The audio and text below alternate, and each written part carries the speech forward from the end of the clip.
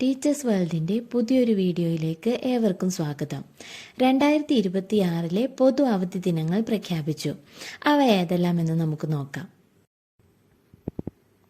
ജനുവരി 2 മന്നം ജയന്തി, ജനുവരി 26 റിപ്പബ്ലിക് ദിനം, March 20 Ramzan, April 2 Pesaha വ്യാഴം, ഏപ്രിൽ 3 ദുഃഖവെള്ളി,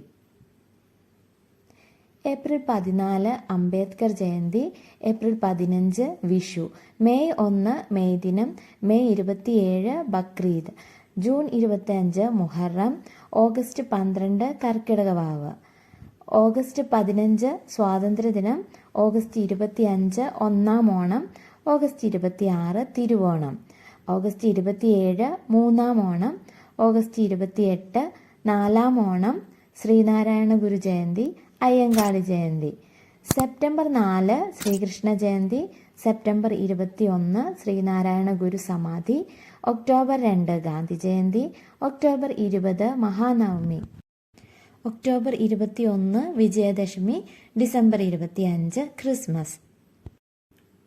ഇനി ഞായറാഴ്ചകളിലെ അവധി ദിനങ്ങൾ.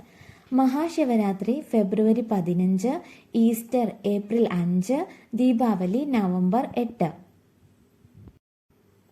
അടുത്തത് നിയന്ത്രിത അവധികൾ.